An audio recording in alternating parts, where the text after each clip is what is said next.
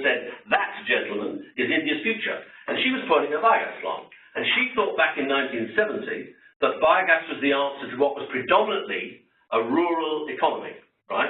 It was a way of sustainably managing chicken and cow dung and getting a fuel. Unfortunately, with the oil crisis that came and then the lobby of the fossil fuels moved to liquid petroleum gas, it went down that path. But India led the world in biogas production back in the 70s, now been overtaken by the Chinese. And I see no reason in the world, with the right political will, India should be the leading country in the world to build a biogas industry. And I may fail with this project, but I've won, because I've got Mahindra & Mahindra now committed to come in. And already Reliance are now looking at what Mahindra are doing. And if we can show that it's commercially successful, the big corporates in India will go after this, because they know that the government will appreciate it, and they know it's the right thing to do for India. So we can make that happen. You know, in my small way, I can be the Elon Musk for biogas. not what he's done to the electric car industry. And everyone 8 years ago thought it was a lunatic. But it'll never happen. Electric cars will never take off. And now every car manufacturer in Germany met in Berlin 4 weeks ago for a crisis meeting, because diesel car sales are going down through the bloody floor. And every major car manufacturer in the world is betting the bloody farm on electric cars. And 8 years ago they said it was a stupid idea, it never worked. I want that to happen for biogas. But I think IoT is a very important part of what we could really change the game with. Great. So yeah, I'm glad to see the level of engagement and interaction. We will have time after we hear from the other entrepreneurs as well. So yeah, these are the kind of social entrepreneurs you see the kind of impact they're having on the ground.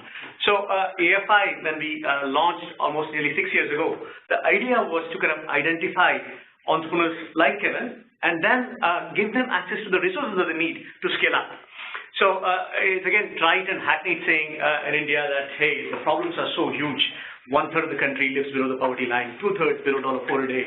Half the country doesn't have access to sanitation, access to clean drinking water or electricity. So it seems huge, and if you continue with conventional approaches, it will only lead to incremental change. If you want in your lifetime to have a significant development, you need to think out of the box. You need to think in terms of move beyond the charity philanthropy, which only take the solutions thus far. Think in terms of market-based solutions. Think in terms of tech-enabled social enterprises that can move the needle much further ahead. So within this broad objective of trying to scale social impact in India, we have a few distinct initiatives. One of them is what we call as the AFI Annual Forum. So here at TAI, again, if you've attended TAICon is the world's largest conference for entrepreneurship. So we have a much smaller version of TAICon, but we assemble 100 leading social entrepreneurs from around the country in sectors like education, healthcare, energy, livelihood, agriculture, fintech. And then we connect them with 100 influencers, donors, investors, IAS officers, tech executives, policy analysts, essentially anyone who can play a role in scaling the impact of this 100. So we've organized 6 of these annual forums in the last 6 years. The 7th edition is going to be held in Mumbai in January 2018. Typically the last week we should be announcing the exact dates soon. So if any of you is in India around that time, we'd love for you to kind of engage with the entrepreneurs there. So that's one thing that we've done, and people of the stature of Deshpande, who's been an advisor to President Obama, who sits on the board of MIT, Rentala Chandrasekhar, who's been the president of NASSCOM, Amitabh Kant, who heads the Niti Aayog and is the most influential bureaucrat in the Modi administration. People of that stature have spoken at these conferences. And the whole theme of interaction at these conferences is how to get a better understanding of the challenges faced by entrepreneurs to scale and what role technology and government can play in helping them scale. So that's one piece, the annual forum. Then we have our work that we do with the Indian diaspora. So our only chapter outside of India is here in the US, in Silicon Valley. And we launched this chapter about 4 years ago, and as you well know, the Valley is home to a huge concentration of successful Indian origin entrepreneurs, investors, executives, and most of them are yearning to connect with what's happening back home. So over the course of this 4 years, we built what's called a Silicon Valley Leadership Circle. So it has a few professors from Stanford, some Sandal Road venture capitalists, some successful general entrepreneurs. And the whole mission of the chapter is how do you connect the resources of Silicon Valley with the leading social entrepreneurs of India. And one specific program that we do as part of our programming for the Silicon Valley chapter is what we call the Silicon Valley Challenge Trek, what's happening right now. So when we do these annual forums, we get about 300 applications from social entrepreneurs around the country. And then we select 100 of them, invite them to the forum. So the 4 entrepreneurs you see, each one of them were at the forum. And there we organize a business plan competition called the Silicon Valley Challenge Trek. Silicon Valley Challenge, and from 100 we get them down to 5. So these are truly among India's leading social entrepreneurs. And these 5, we fly them to the Valley for a couple of weeks on an all-expense paid trip, and we facilitate interactions for them at places like Stanford, Berkeley, Santa Clara University, take them to tech companies like Cisco, Twitter, Google. And as importantly, we organize private and public meetings with members of the Indian diaspora. So some of them are able to raise money, some of them are able to initiate tech partnerships, some of them are able to identify mentors. So we've done 3 of these treks in the last 3 years. This is the 4th trek that's happening as we speak. And again, the Valley, as you well know, is considered the epicenter for technology innovation globally. People come here to build companies that develop products and services that address global markets. So the idea is that even a brief exposure to the Valley innovation ecosystem would inspire these social entrepreneurs when they go back to India to refine their business models or build more effective organizations. That's the Silicon Valley chapter, Silicon Valley Leadership Circle, Silicon Valley Track. The third leg that I want to talk about is something called the Social Enterprise Advisory Service. So in the first 5 years of the organization, these were the 2 initiatives, the annual forum, the Silicon Valley chapter, and the track. So people were asking us, hey, India, the problems are so huge. The number of social entrepreneurs is so many. So if you're getting 100 entrepreneurs to spend 2 days with you in Delhi, Bombay, Bangalore, or if you're getting 5 entrepreneurs to spend 2 weeks with you in Silicon Valley, that's good, but that's too little. You need to do more. So taking that feedback into account, we came up with this SC Advisory Service Program. And the idea is, how can we work continuously year-round with a subset of the social entrepreneurs? And so again, not doing any hardcore operations or implementation, but again, connecting them with the resources. So we submitted a proposal to foundations in the US, and the idea is, we said we'll work with 100 entrepreneurs over the course of 4 years, but we'll work them continuously, intensely, and connect them, again, funding, mentors, technology, government, decision makers, customers. And so we've received, the project has been approved. So we'll be hiring a team to work on that, where we'll work continuously with about 25 social entrepreneurs in the first year, and over the course of the 4 years, 100 entrepreneurs. So that's the Social Enterprise Advisory Service. At this point, I'll jump into the presentation. Can you just move down a few slides? Keep coming down. Yeah, keep coming down. More? Yeah. Well, I'll tell you. There's something called about how can the Silicon Valley community get engaged with the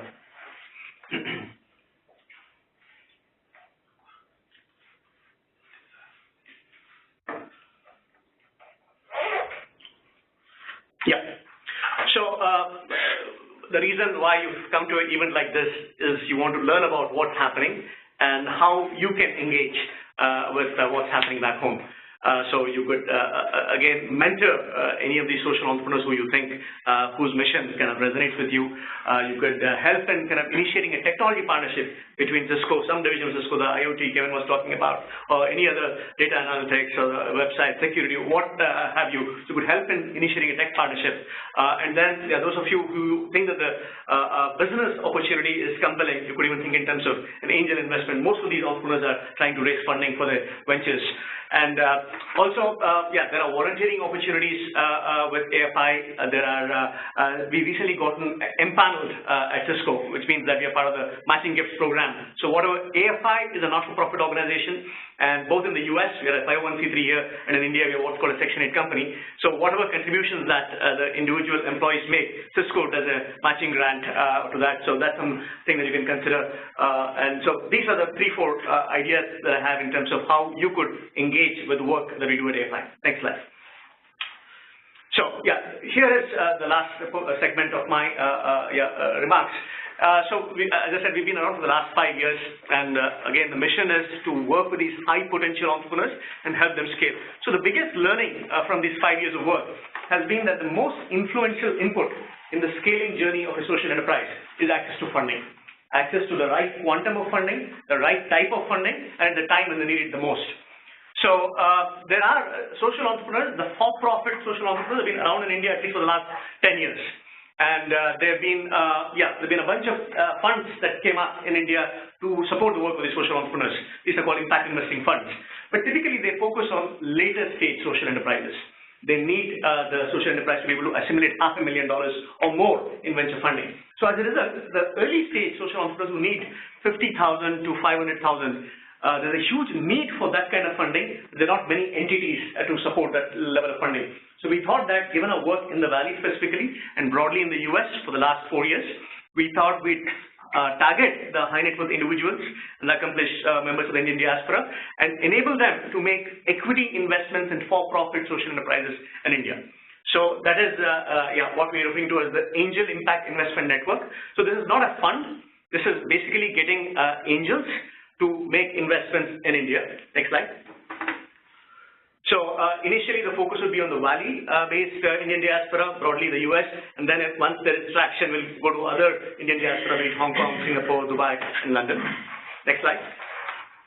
So there is a huge, as a trend, impact investing in India has been a growing trend. According to a McKinsey report that was released last month, a few weeks ago, $1 billion came into India for impact investing, or 2 years ago, and the following year, $1.1 billion. And even globally, this whole concept of not just investing for financial returns, but to generate social impact as well, is a growing global trend. Next slide, please.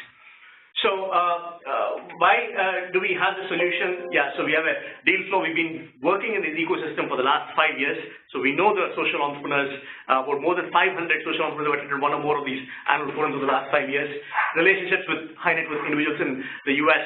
Over the course of the last 3-4 years, even in the Valley, we've kind of met with people of the stature of Mr. Ram Shriram, who is a Google founding board member there, Mr. Prem Jain, who used to be at Cisco for several years, and people of that stature. And the last column there was about the technical knowledge. And people in the room here, yeah, you are domain experts in your respective technology domains, and there might be elements where you could kind of mentor these entrepreneurs in those domains. Next slide, please. So we have, so this new initiative in terms of the funding side, we cannot do it as a not-for-profit organization. We are trying to launch a for-profit LLC here in the US. And for that, we need to kind of develop a team in India to source these social entrepreneurs, to do the due diligence on them, to prepare investment memos, term sheets, and so forth on the India side. And on the US side, we have got to kind of recruit angels into the network. This will be a subscription dues-based network where individuals will pay up to $1,000 per year to get access to this pipeline of investment-ready, investment-worthy social enterprises. So we put together a business plan. We realized that we need to raise about $350,000 for this. It's a 2-year annual operating budget. And so we've already received commitment about half that amount, about $175,000 from individuals in the Valley, in the US, in India, and in Hong Kong. We're in the process of closing the remaining $175K, and that will enable us to kind of get started. Next slide. So Mr. Sandeep Tyagi is the chairman of will be the chairman of this Angel Impact Investment Network. He is based in New York. He runs a high frequency trading hedge fund. He's been an advisor to AFI in the past, and he's an investor into the network. And he's got about 100 customers for his high frequency trading hedge fund, and he believes that he can cross-sell the impact investing opportunities in India to this existing client base once the network takes on the ground. Next slide, please. So these are the kind of individuals who are part of the advisory team. Neela Gulapudi works for a wealth management firm on Wall Street. Prasad Nampudi is a Harvard Business School MBA. He's worked with Alliance Bernstein. Harsh Shetty has been an investment banker. Is an IIT Madras, Dartmouth grad. Next slide, please. So how can you, with this specific initiative, the Angel Network, how can those in the room, how can you engage with that? So one, you can invest in this network. And why is this an investment opportunity? The network will generate revenues in at least 3 distinct ways. One, through the subscription dues. Over the course of the next 3 to 4 years, we plan to have about 150 to 200 angels who will pay these $1,000 a year to get access to this pipeline. That's one. Secondly, every transaction that goes through, every transaction that flows through the network, AFI, the Angel Network will be able to take a cut of the transaction, about 5% of the funds. So over the course of the 5 years, we plan to have over $10 million deal flow going through the network. About median has about $500,000 and about 20-24 transactions going through the network. And thirdly, advisory services. We are targeting angels in the US and in other countries outside of India. So these individuals, before they make any substantial commitment to invest in the social enterprise, they might want to do some additional due diligence, and they might want to have more frequent updates. So those are the reasons why there's an investment opportunity. So you can invest in AIIN at a 25K level, and then there is a subscription. So the whole point of this network is, how do you facilitate investment flows to entrepreneurs sitting in the room? And for that, you can be just like the time model, which has general membership, charter membership. We have a general angel membership and a charter angel membership. General angel membership, yeah, for $1,000 you get access to the pipeline, and a charter angel would be if you pay $5,000 you can become a life member of this network.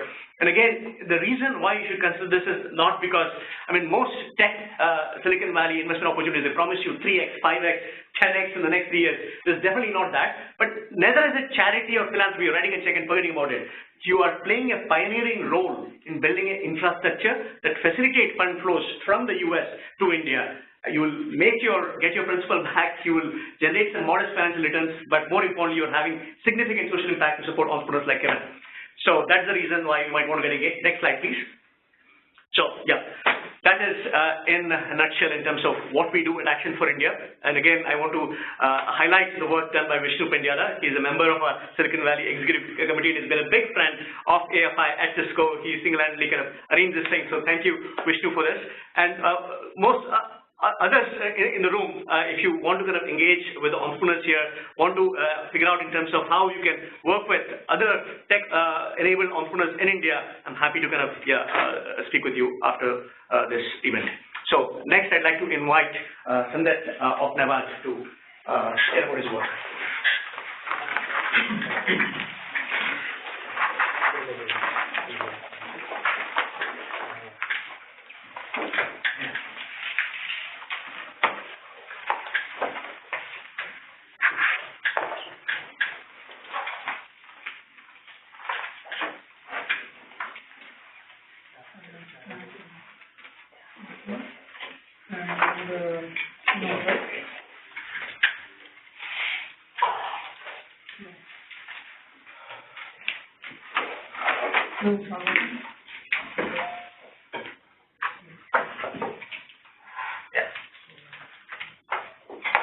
Hi, good morning. I'm Sandet. I'm a naval architect at Madras and MBA from NCR. So after 17 years of experience in the industry, I decided to solve one of the biggest problems in water transport, which is sustainability, not from just an environment point of view, from basic economics. So water transport is very important for a lot of developing nations, including India. So the issues in a diesel-based boat are not just air, water pollution, smell of diesel, noise, vibration. The biggest issue is the economics. So what happens in such a typical boat run by Kerala government, so water transport department, is daily the fuel bill is about 7,000 rupees. And what the revenues they get from a very subsidized ticketing scheme, which is essential in a country like India, is just 6,000. So every day you run the boat, you are running in loss. So this is the time when they thought, is there a way to change this economics? Is it possible to do it by an alternate way? That is when they set out as a challenge, and that's how we took up that challenge. So when we decided, or when we told that it is possible, when we stuck our neck out, there are a lot of people in the industry who claim that such a boat is impossible. You can't run a public ferry with just solar power. In fact, statements like carrying 75 people moving at 500 knots is beyond the imagination. So this is one typical expert in the academy. So nevertheless, there are three things essential to make a solar ferry work. Fundamentally, you can't do a retrofit. You have to completely redesign the boat. One, you need to have a very good system, that is this battery system and the battery management system, so that's very efficient, rugged, marine grade, etc. That's one critical part. Second, what people fail to understand or forget is the weight of the boat has to be drastically reduced. It has to be at least half. So you do that by using lighter material, optimizing the structure design. And third, most important, is the drag of the boat has to be reduced by at least 1/3. Right? Only then it can be solar. You can't just do a retrofit. And then a lot of other safety improvements which you have done on the boat. So after that, we built this boat.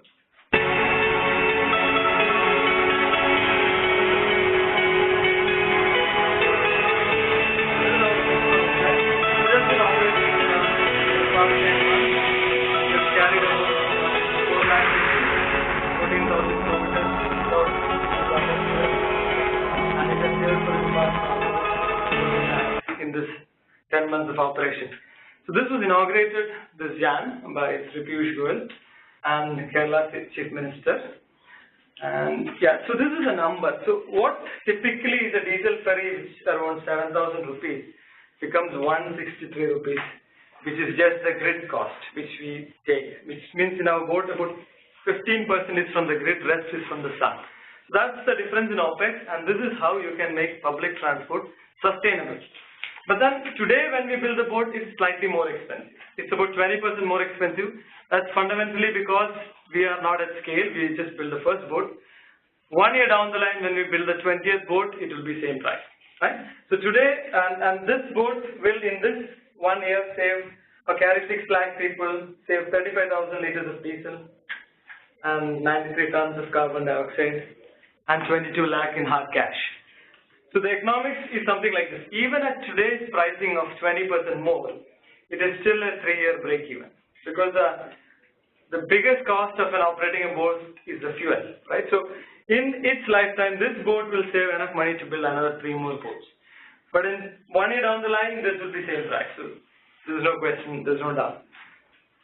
So what we're going to do now is to replicate the boat across India. So we already signed up 3 more boats, and we're discussing various other states like UP, Goa, Maharashtra, Pondicherry, West Bengal. These are places where water transport is very crucial. And second thing, we want to take bigger challenges where you carry more heavier cargo. Passengers are very light, heavier cargo, go faster or go longer. So there are 3 types of challenges which we have to take steps at the time. So we chose passenger ferry first, but then we're trying to do what we can call as vehicle carrying vessels, etc. That's our next step. So having proven Aditya, and that's the first boat name, there is no reason why anyone should be building diesel ferry boats for public transport. Yeah, thank you.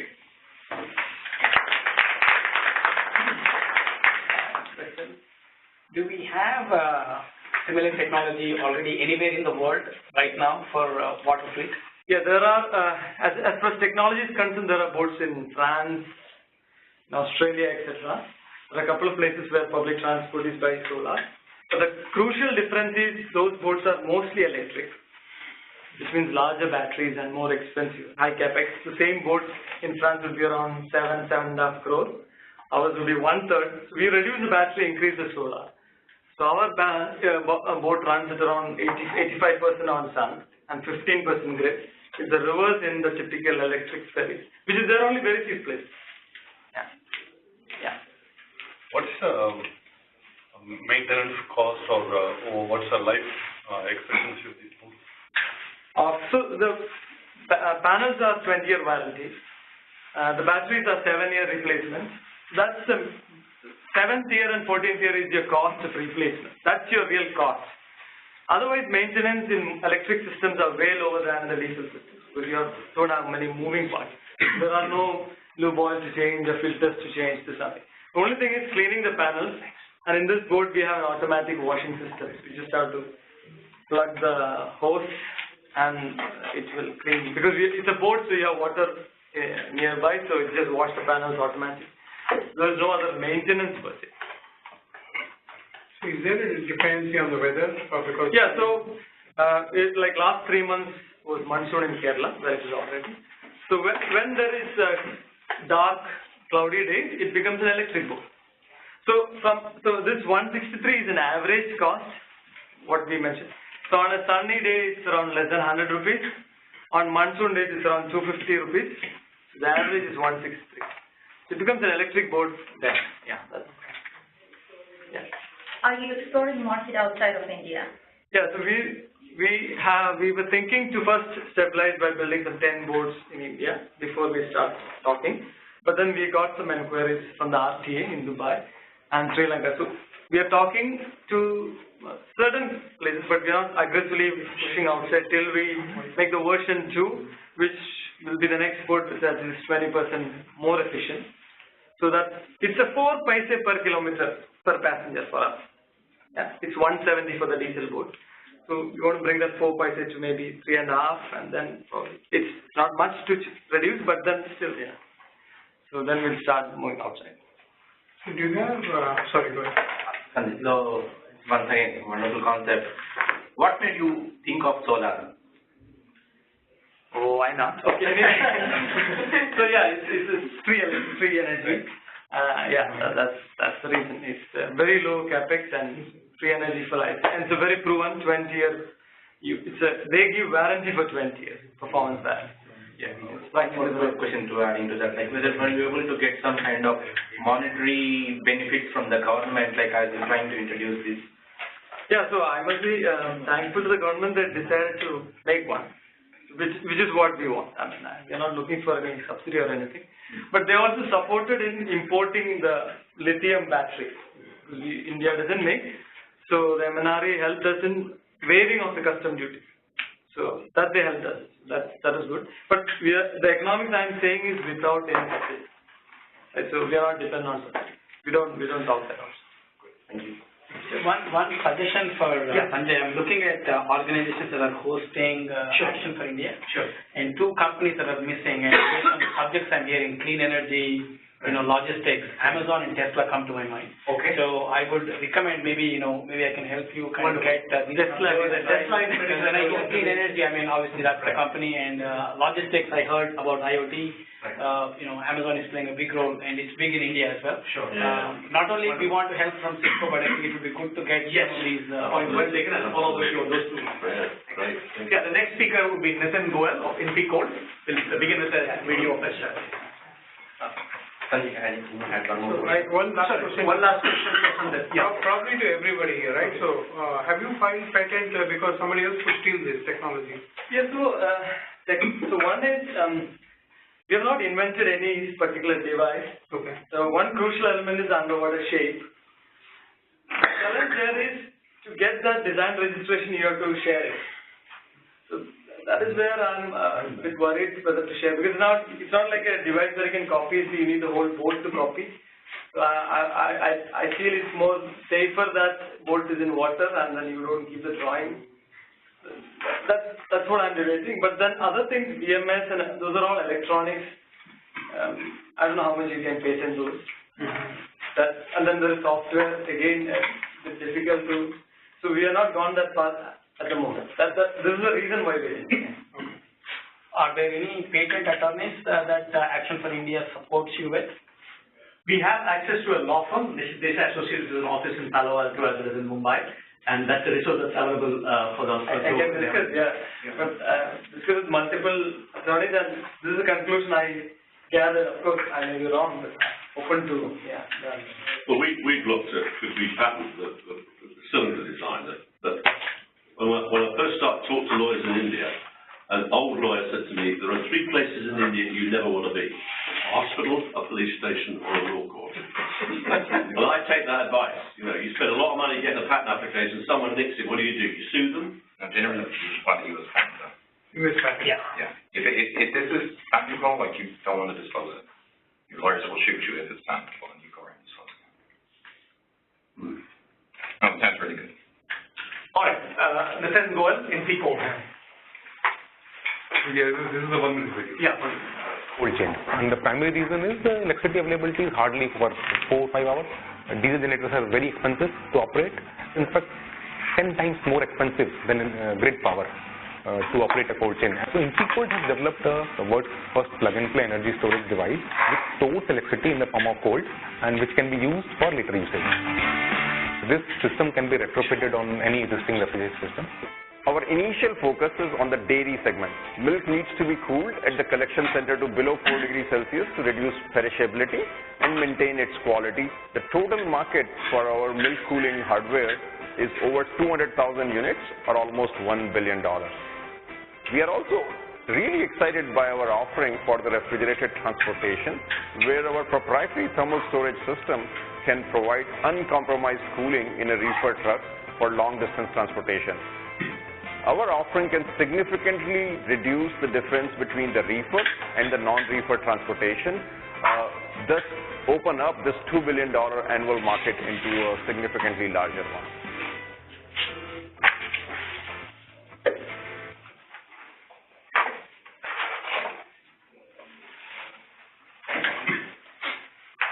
Yeah, my name is Nitin.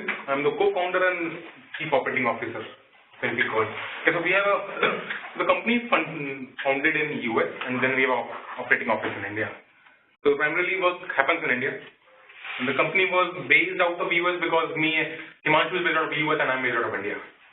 That's okay. Yeah. So about $100 billion worth of cold chain logistic market is in India, is there in global, and the entire cold chain logistics depends on diesel. People are talking about electric vehicles, but cooling is one of the key challenges which to be managed by lithium-ion batteries. And interestingly, in India, there is only 5% penetration of cold chain. So what we do, so we store energy in form of cold. In a layman language, it can be ice. So we take electricity, which can be grid or solar, convert it into cold, and store it in form of patent materials. So here the IP is, so we have developed a patented thermodynamic cycle, which can provide retrofitability, it provides uncompromised cooling, and then we have, and the cooling while your, from your cold storage, or ice storage I would say, to your indoor unit of a air conditioner or a cold chain solution, happens through two phases, and that is never done before. Now, in terms of capex comparison, so we take right now the lithium-ion system level cost is about $100,000 per kilowatt hour. The long-term target is about $400 to $450 per kilowatt hour electric. We will be in the range of 75. Lithium-ion has 5 years of life, 5 to 7 years, I can say. Here, lifetime is more than 20 years. So our vision is to go into cold chain logistics. The uniqueness of our product is that we provide the same cooling as you get from your refrigerator vapor compression cycle in a air conditioner or a liquid truck, which provides better temperature control and much faster ramp down. Quick recharge, we can recharge this energy storage within 15 to 20 minutes, and the high energy density. Once the system is charged, we can use it for 24 hours. So our target is to go for long haul, Delhi to Bombay kind of transportation. Now, in terms of unit economics, a typical reefer engine cost in India is 12 lakhs, 1200,000 rupees. Our cost will be hardly 200,000 or 2 lakh rupees. So our order of magnitude lower in capex. OPEX is primarily driven by diesel in traditional refrigerated trucks. In our case, it will be less than 2 rupees per kilometer for cooling. And in the case of a traditional truck, it will be 6 rupees. The profit margins are 3x in our case. And here we are looking into a more capital light service model. So we don't want to be a manufacturer. Manufacturing will be outsourced.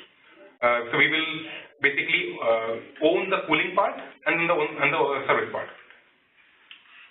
Our B-Shed segment, we have been working in this field. So we are a 2-year-old company. We have been working in this field for past 2 years, developing the technology. Initially, we were working on cold storage and bulk milk cooler. Milk is a very interesting market for India. 4% of India's GDP is milk. $100 billion worth of milk per year need to be cooled in the moment it gets out of cattle.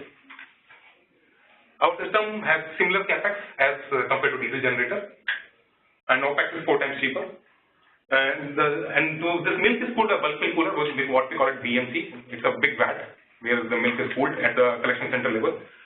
40,000 of them are installed in India. Roughly 200,000 is the requirement. The Government of India has just approved 28,000 another bulk milk coolers which will be installed in next 1 year. It's a very lean sales effort for us. There are 30 dairies, big dairies, which cover 80% of the India market. Coming to our traction, till date we have installed 5 pilots. We have just started our commercial sales operation. The oldest pilot started in November 2016. It was done with a guy who is fondly known as father of baby corn in India. So he exports baby corn from Sonipat to UK, where we have installed system. It's a platform technology.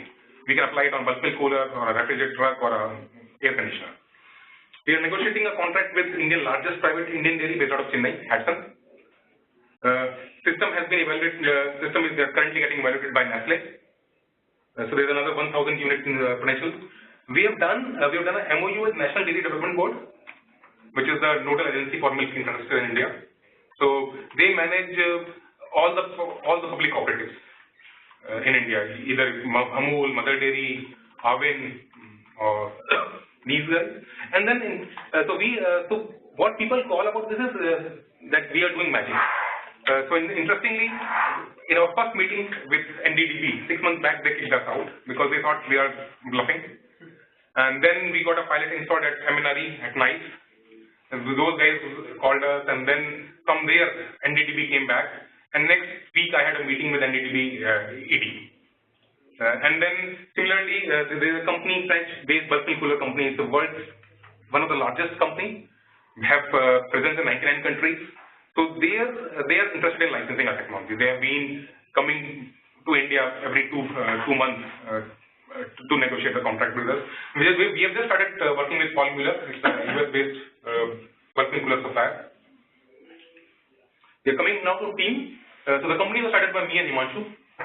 So Himanshu was my first boss at my first company in Bay Area in Intel back 10 years back. So we are from the same alma mater, same hostel, same wing, but 10 years apart.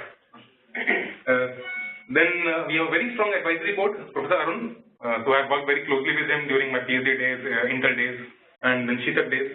So he was Under Secretary of Energy for US government. Ravi, he was my boss at Intel and Sheetak. He's currently the head of energy storage at LBL. And then Kishore is the founder and CEO for Maximilian. So this slide might not be relevant here. So we are funded by Shell Foundation and Sangam Ventures. So these are the few awards which we have received worldwide. From Wharton in Kazakhstan, we got an award in CII. Thanks. Thank you.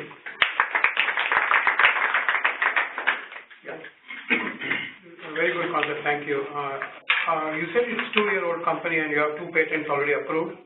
No, we have 5 patents. So it's in progress. So patent takes time. Yeah. So is the company making money or is still? No. We are revenue will start. So we are still in R&D mode. So the product development was done till January this year. For past 9 months, we are operating systems in pilots at our office. Now we will go into commercial. And one of the main problem is the B2B, and where we will be cooling milk, and it's like a whiteboard. So with a 1,000-liter bulk milk cooler, we are talking about $1,000 worth of milk, which needs to be cooled. And if we mess up, it will not be good. So is the product that you sell is going to be on-premise also during transportation, or is it just? No. Okay, so it's a platform technology, like a lithium-ion battery. You can apply it on a stationary application or a transportation application. Okay. Till date, we are focusing on stationary, and bulk milk coolers are primarily used in villages. So typically, the moment milk gets out, it needs to be cooled immediately, which is done in villages at correction centers. From there, once it is cooled, it is transported to your unions or milk processing units, and from there it is marketed. Okay. And the reason why we are moving to transportation now is that there is a lot of engineering work required for transportation. You have to make sure the system works in shock and vibes. So that's why we have just delayed it. Yeah, thanks very much for your presentation. Just in terms of understanding the environmental benefit, like obviously it's a cost reducer, but in terms of understanding the environmental benefit, can you quantify how many, carbon terms, CO2 terms? See, one is your diesel. So replacing diesel with solar or electricity. No, I understand. I mean, can you actually quantify the number? Like, we will reduce emissions by this much. Okay, so typically, one of our systems, it requires, if we don't use our system, it will require 3 liters of diesel, like roughly a gallon of diesel, an hour. And we are replacing it with 2 units of electricity. So that is one. And second is, from a more social impact perspective, milk is one of the only source, constant source of milk income, and milk is another. 90% of cows in India are owned by people who are landless. So those are and then another thing is Amul, kind of very large dairies in India are owned by farmers, not by stakeholders. So there is no IPO for these kind of companies. So it's a very level playing field where farmers can get money on. But right now, the displacing diesel versus grid electricity in India is a bit of a wash because 60% of the grid is coal. The real prize right now, though, is the particulate matter, particularly PM 2.5, which comes out of the diesel exhaust. You get rid of that, the pollution.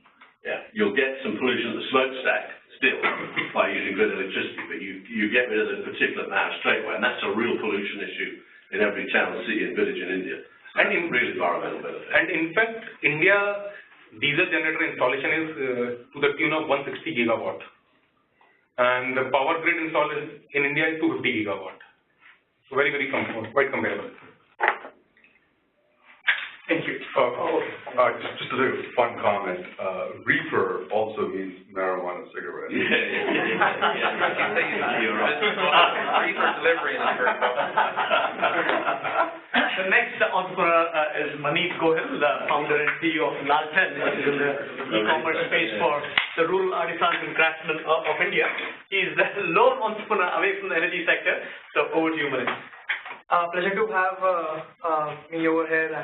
So my company is called Lalten. We are into the craft sector, solving the craft problem of my country. In India, we have around 7.1 million artisans which are struggling to find markets globally. This comprises of around 42% of the global artisan population. The global artisan handloom handicraft product market is of around $400 billion. Out of which India's contribution is less than around $8 billion, which is around 2%.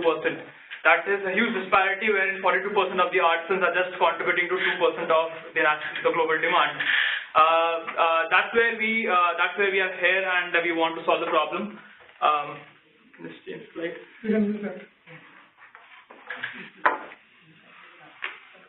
So craft sector in India is the second largest economy in terms of employment generation sector after agriculture.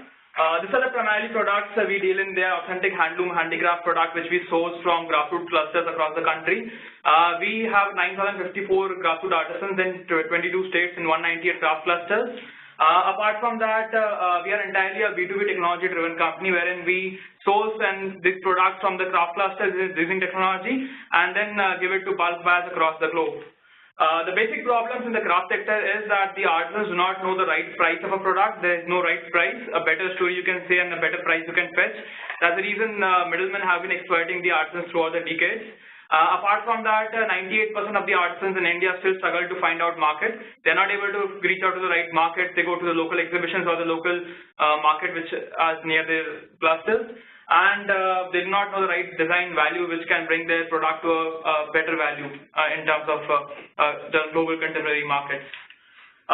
In terms of where do we sell these products, we have a bulk buyers which are majorly boutiques, retailers, a lot of resellers on Etsy, Amazon.com, .co.uk, which buys in high frequency in low ticket sizes of around 50,000 to 60,000 rupees every month from us. Then we have been giving products to a lot of corporates in India like Bluestone, Flipkart, have been purchasing a lot of products from us. SpiceJet as well. Hotels like Marriott, Radisson, St. Regis, Fortune, we have been putting our products to them as well. And now a lot of export houses, we are being backed by the TTK Prestige Group. The chairperson is called TT Jagannathan sir. So he's helping us in reaching out to global markets like IKEA and Walmart, wherein we will be putting these products in bulk and in turn creating a lot of livelihoods for the artisans as well. This is our reach. We have reached to around 18 countries, roughly around 140 clients, which are all of them are bulk buyers for us. These are some of the logos where we have been giving our products to. The most influential thing which we have done in Lalten is the cluster champion model or a micro entrepreneurial model. This was being formulated by one of our angel investors and advisor who is the CEO of ITC as well. He has done it similarly for each of our in ITC and a similar model in micro entrepreneurial in sourcing not the agriculture products but the craft products from several craft clusters across the country. So these are the guys which are, so we are 28 cluster champions in 22 states. They are second and third generations of the artisans who are compatible of using smartphones and have internet in their phones. Now we are the ones which went there, trained them, skilled them, put WhatsApps in their phones so that they can source products to us on real time, which we can show to our bulk buyers. Now we are coming up with a technology, and I need a lot of help from a lot of tech veterans and tech people like you, so that we can come up with that right technology in which we can bring this to scalability of sourcing the products from the grassroots artisans in real time to the bulk buyers, and that to a simple mobile application.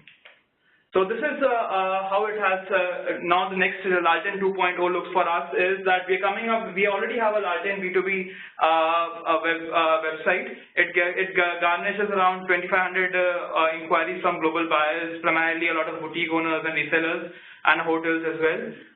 With that, we will be coming with the CRM. We'll be making a lot of campaigns, seeing a lot of data. So till date, we have received around 30,000 odd inquiries from global buyers, and recampaign it, make this want-based products put into a lot of need-based markets as well. And then this Cluster Champion mobile application, which would be a replication of what WhatsApp has been doing, but in a more systematic way and in a more simple client-based kind of application. Apart from that, an order management system where the orders would hit, and the scalability would lie in terms of the business model, wherein the Cluster Champions can directly source the products to the clients as well. That's where the entire focus is in the coming next 18 months.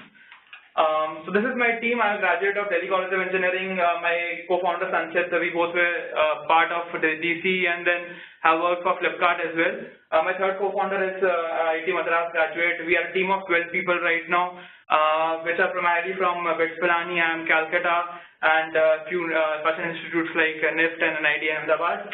We have mentors from Bay Area, wherein they have helping us in a lot of different aspects in the company.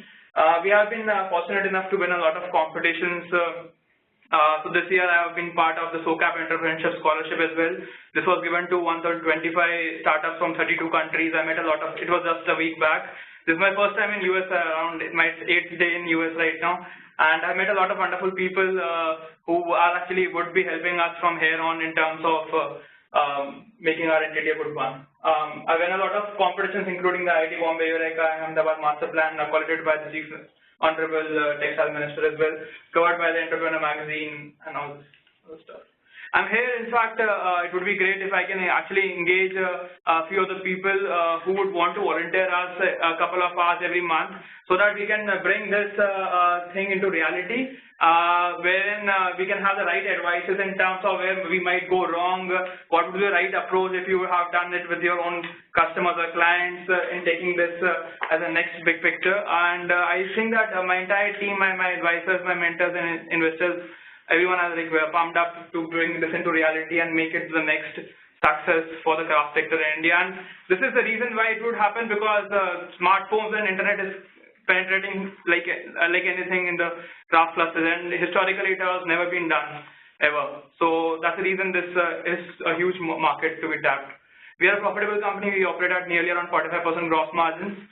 If anyone would want to put a small ticket size in our entity as an equity, they can most welcome to do that as well.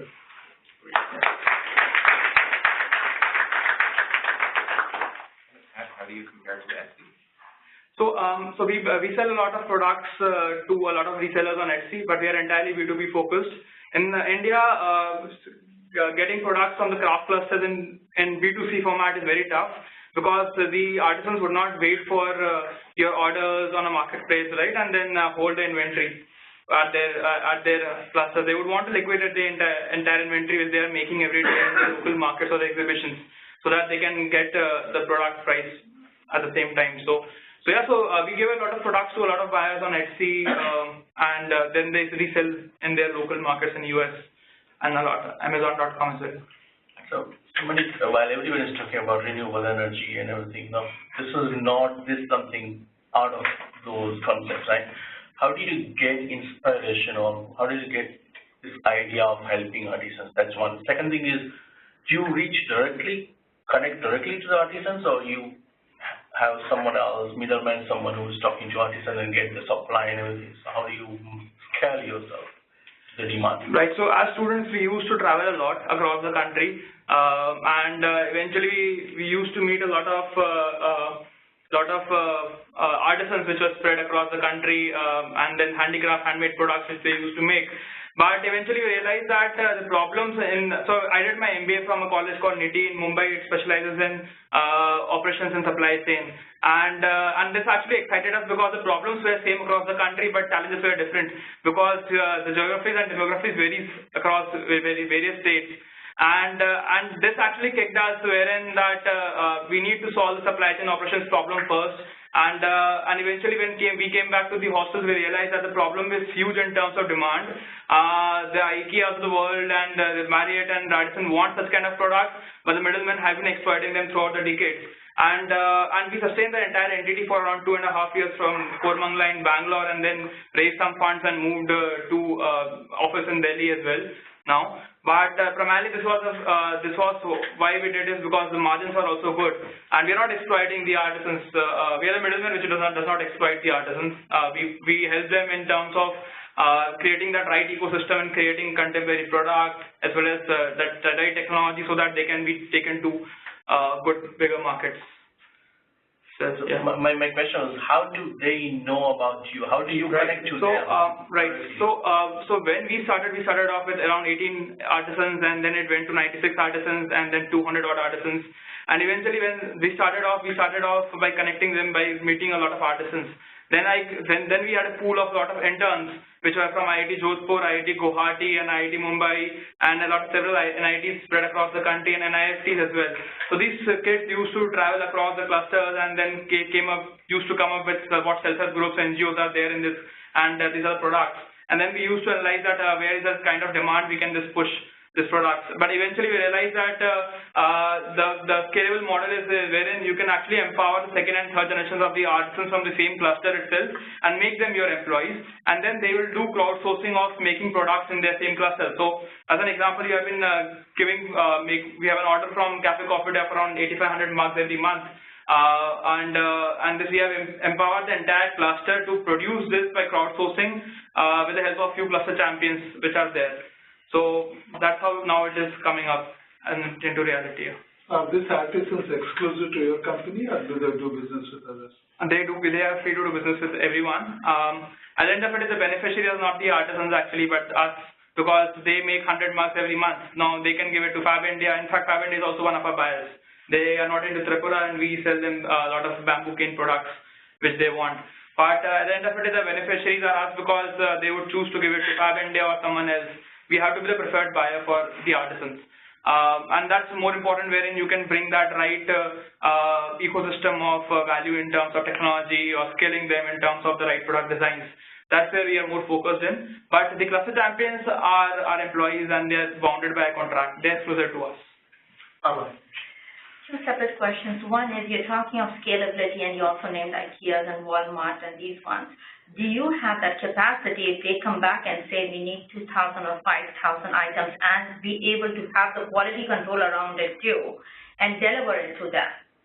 Yeah, definitely. So I feel that in fact a lot of clusters in India do not have that capacity of providing such kind of products, but still there are a lot of clusters in India which are capable enough of producing such kind of large orders. So IKEA, typically the order size ranges in the range of around $500,000 to around $2.5 million, and they want in the range of around particular one SKU they would want around multiple lakhs of units, and that's where the production in the units, a lot of more systematic way of doing and producing the products come. And I think that I would say that I do not have the right answers how I would be able to do it, because we are in the process of doing it.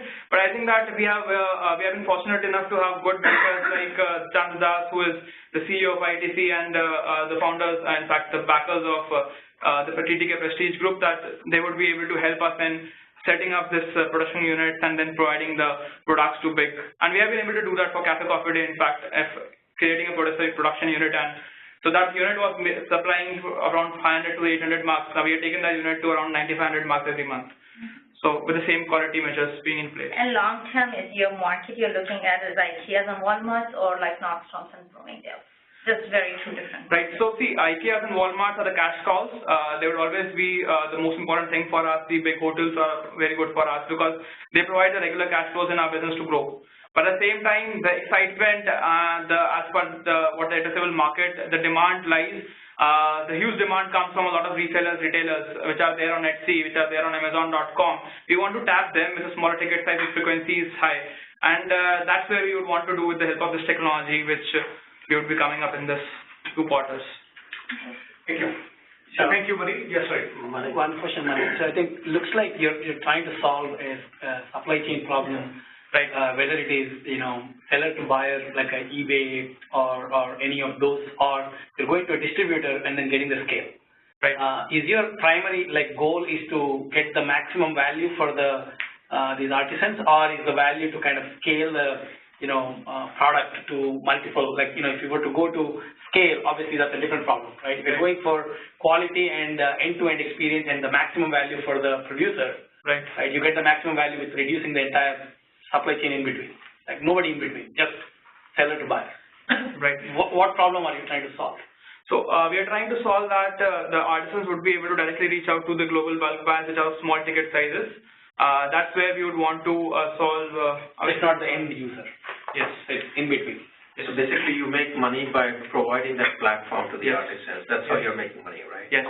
And you need help, particularly from technical folks like us, to come up with a transformational information system where one of the need is to do the intelligent level of mapping where the quality and scale can be done versus smaller quantities are needed, because these are different needs by different buyers, and your cluster champions may have different level of skills and scalability as well. Right. So you want a system. Plus, I heard that you need help also with the mobile application to reach as many. Right. Okay. Right. Right.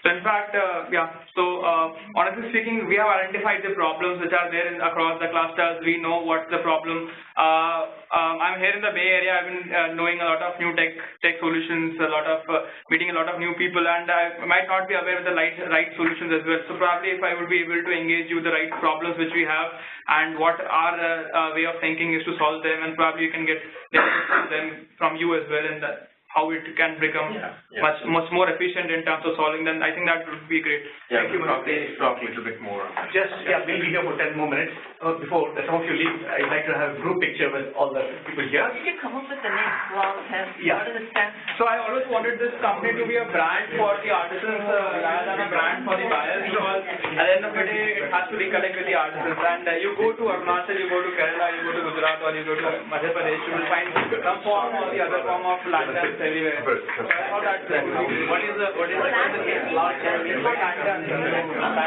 Lantern to stand. Break this into the, I don't know what I mean, but we put some before electricity, that's we have to have in the... Okay, now I get it. I didn't quite get it. Lantern. That's what they I mean, to make sense of a member. Please come everybody inside. Inside the light comes in. Come on. Okay. And then we have a photographer who understands the light. So we'll probably need 2 rows. Someone behind or something? No, I think we'll go back and some folks will be sitting in the chairs, right? You're going to start it. It's good, don't worry. All the tall people can go behind. Behind in the sense, like in last row, we'll have the... It's up to you. I don't want to get... What do you think, Jiva? Nobody's going to answer that question for me. Make it really quick, Dave. Please, come on. Folks on the WebEx, we are done here.